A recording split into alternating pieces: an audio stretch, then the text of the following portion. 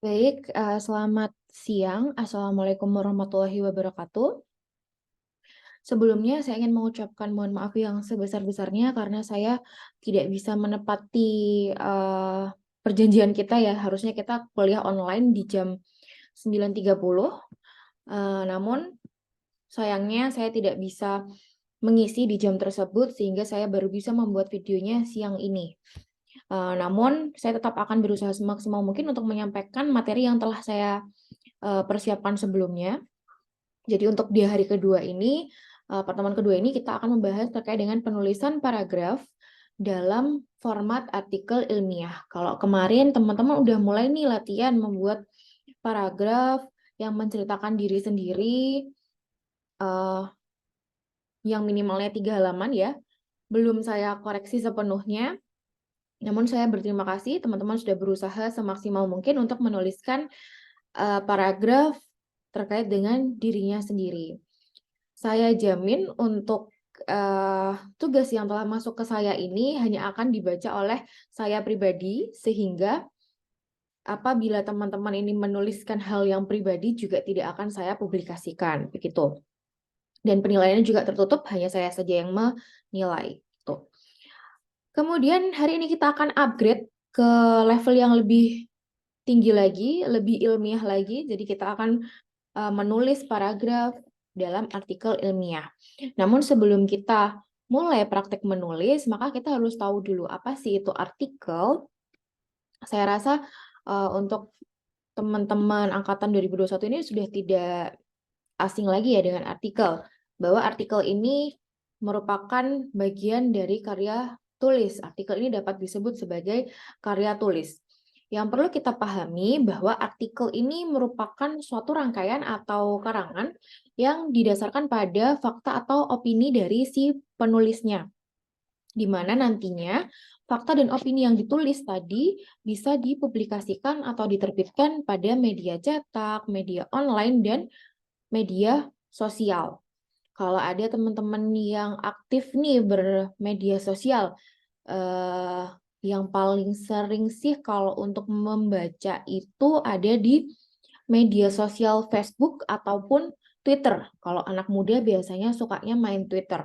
Nah, di Twitter biasanya banyak nih penulis-penulis, jurnalis yang suka membuat thread di akun Twitternya dan membuatnya tuh runut. Jadi dari tweet pertama itu adalah uh, gambaran awalnya dulu. Dia ini mau bahas apa sih, topik apa sih yang dia angkat. Kemudian dia ini menjelaskan gagasan-gagasannya. Terkadang juga didukung dengan data terkini. Misalkan dia menjelaskan berita uh, kasus kriminal gitu, kemudian dia menyampaikan data sudah berapa banyak sih kasus kriminal di Indonesia ya, misalkan yang belum ditangani dengan baik menurut hasil survei atau menurut data kepolisian dan lain sebagainya.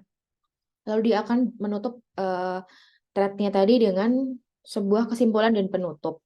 Nah, ini juga bagian dari artikel atau karya tulis.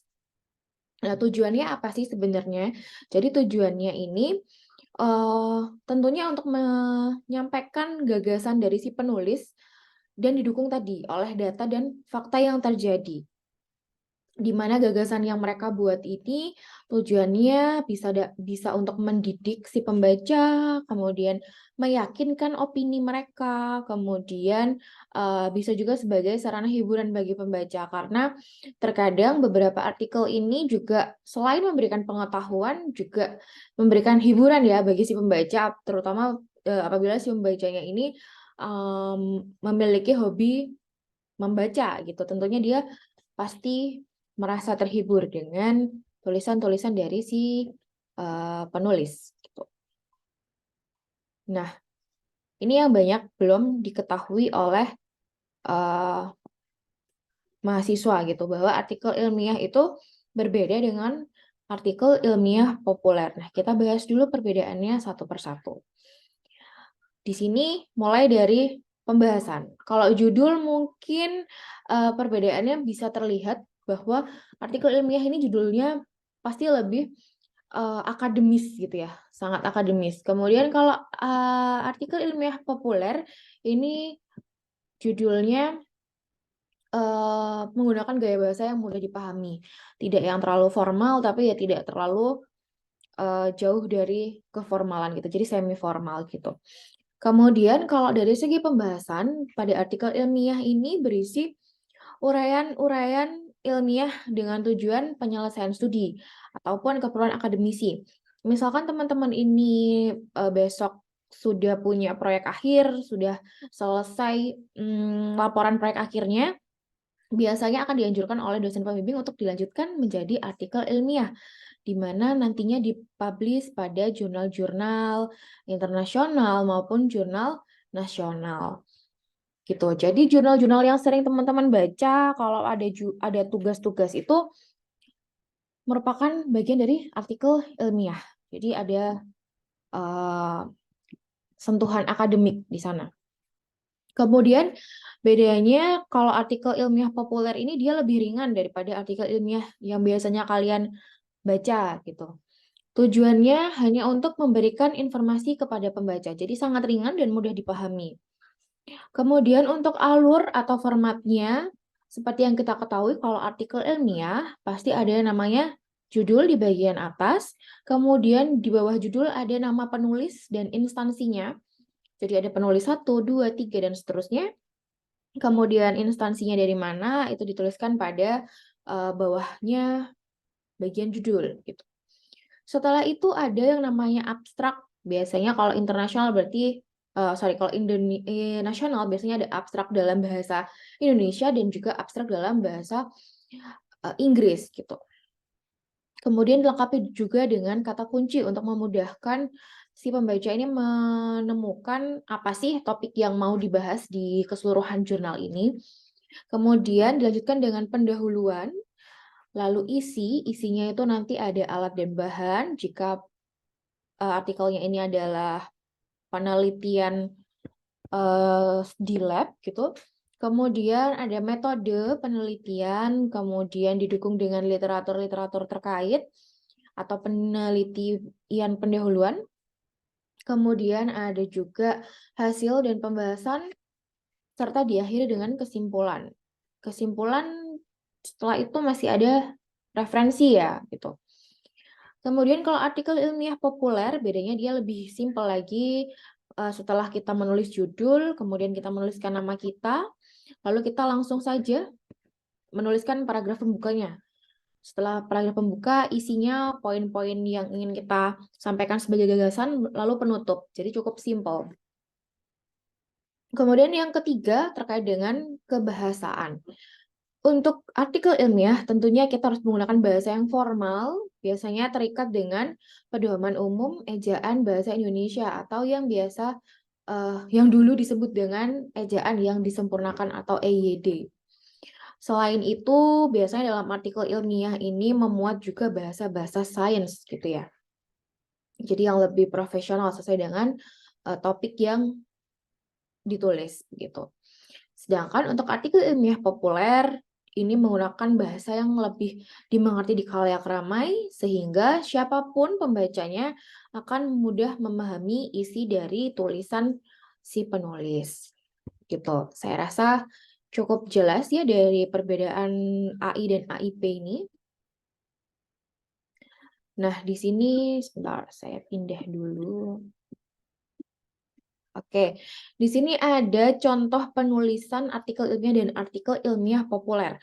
Pada sisi kiri ini merupakan cuplikan dari salah satu jurnal nasional yang saya kutip yang membahas mengenai minyak atsiri pada tanaman lavender, peppermint, dan lain sebagainya. Di sini bisa kita lihat bahwa di artikel ilmiah ini banyak sekali istilah-istilah yang ilmiah gitu ya.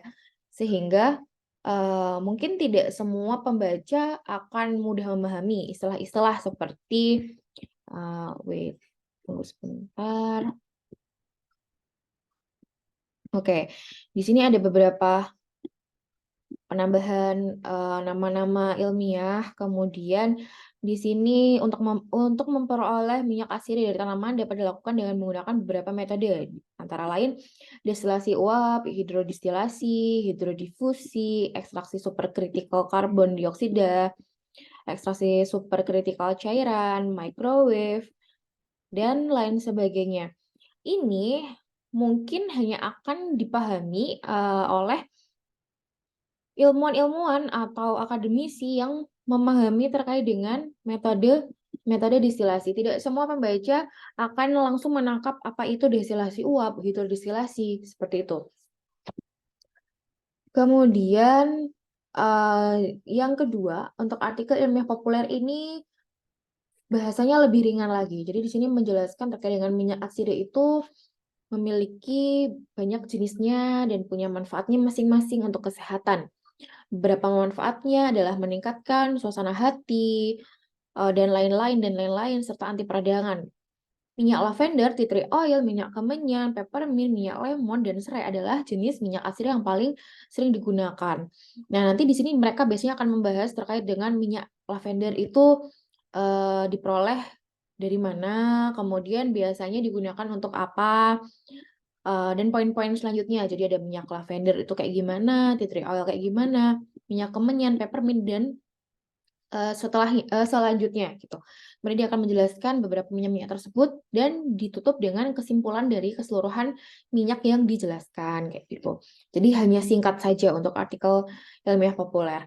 Sedangkan nantinya pasti pada artikel ilmiah yang di sebelah kiri ini mereka akan menjelaskan lebih detailnya terkait dengan lavender ini punya kandungan apa sih sehingga dia ini bisa digunakan sebagai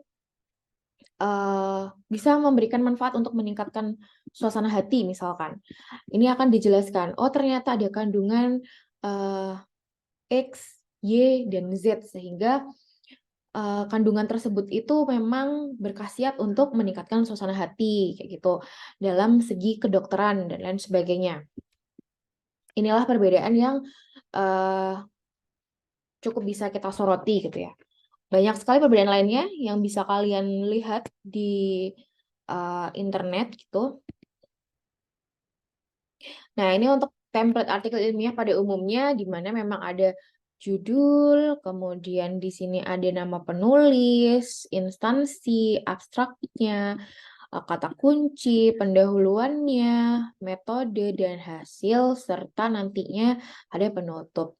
Sedangkan untuk artikel ilmiah populer, ini cuma ada judulnya yang krisis identitas ini, kemudian di sini adalah nama si penulis, lalu di sini adalah pendahuluan yang mereka tuliskan, nanti akan didukung dengan isi atau dukungan data, lalu akan ditutup dengan penutup.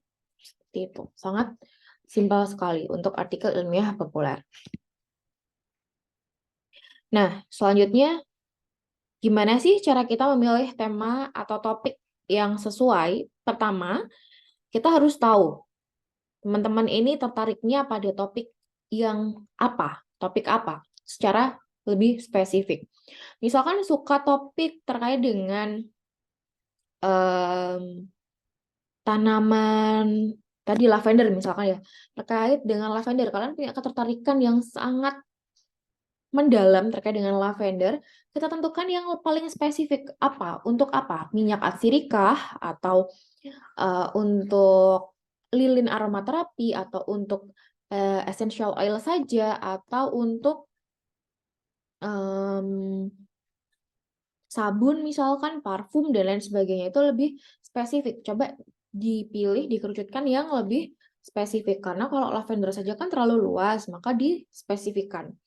Kemudian pilih tema yang dapat Anda kuasai dengan baik. Misalkan kalian ini sudah sering membaca jurnal berkaitan dengan minyak atsiri, maka ya pilihlah tema yang kalian kuasai dengan baik. Oh, berarti saya ingin membahas terkait dengan minyak atsiri pada bunga lavender, misalkan seperti itu.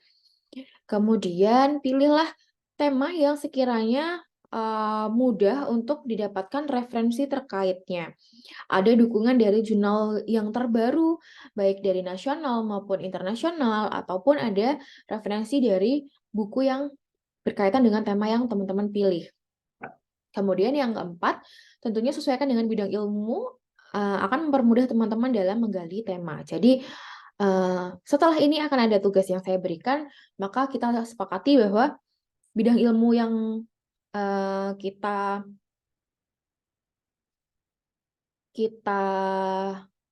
acu adalah bidang ilmu pengembangan produk agroindustri, gitu ya. Setelah itu kita harus banyak-banyak membaca referensi yang berkaitan dengan tema. Tujuannya agar kita dapat menuliskan gagasan kita itu secara lebih terstruktur gitu ya, tidak terus kita punya gagasan tapi tidak terarah gitu, Dek. Jadi butuh beberapa referensi untuk mendukung gagasan kita. Oke. Setelah itu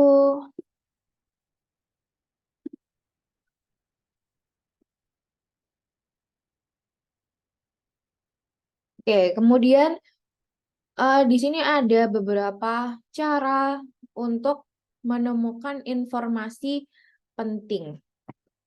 Ini kembali ke SD ya. Sepertinya teman-teman juga sudah tahu bahwa pada bahasa Indonesia itu ada beberapa kata tanya. Nah, untuk menemukan informasi penting pada artikel yang ingin kita tulis, kita juga bisa berpedoman pada kata tanya ini. Yang pertama, kita butuh 5 saja ya, tidak 7-7-nya ini. Yang pertama adalah apa? Apa topik yang ingin kita bahas pada artikel tersebut. Kemudian kita juga bisa menggunakan kata tanya bagaimana. Bagaimana sih solusi yang bisa kita tawarkan, atau bagaimana sih gambaran dari ide yang kita tuliskan itu. Kemudian bisa gunakan mengapa. Mengapa sih kita penting untuk menulis gagasan itu? Pasti kalian harus ada nih menentukan kenapa sih perlu menulis gagasan terkait dengan hal itu. Apakah memang banyak yang belum tahu misalkan, atau ternyata gagasan kalian ini berpeluang menjadikan ide bisnis misalkan, seperti itu.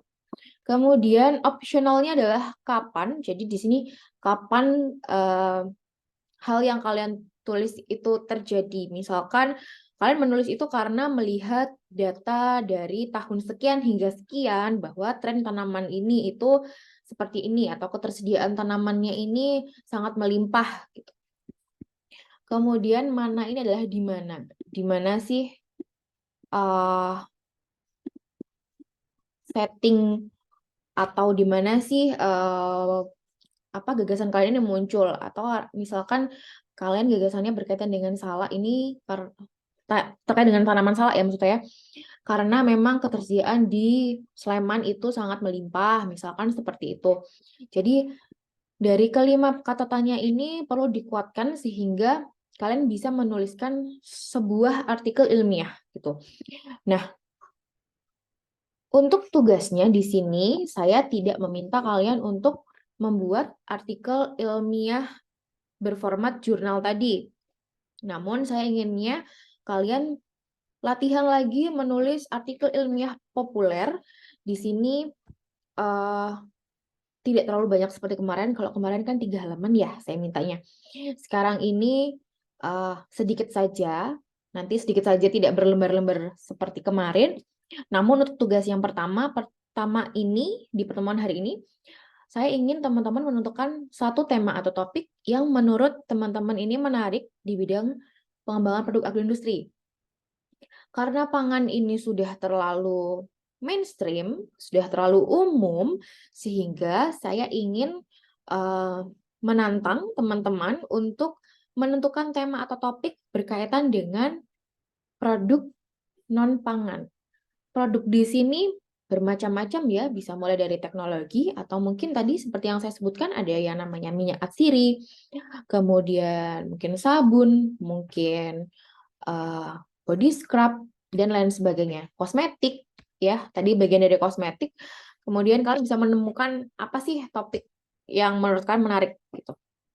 Bebas, kalian mau pilih topik terkait dengan apa.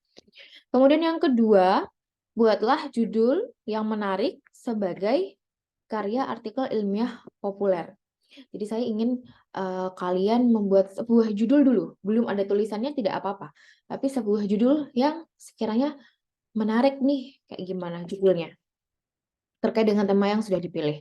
Kemudian carilah minimal 3 jurnal saja, boleh internasional maupun nasional yang akan mendukung gagasan Anda. Jadi sebelum menulis, saya ingin kalian mencari dulu 3 jurnal berkaitan dengan judul dan tema yang sudah kalian pilih. Kemudian, ketiga poin tersebut silahkan dipersiapkan untuk pertemuan kita di hari Kamis 2 November 2023 di jam 9.30 di ruang 215 seperti minggu lalu. Gitu.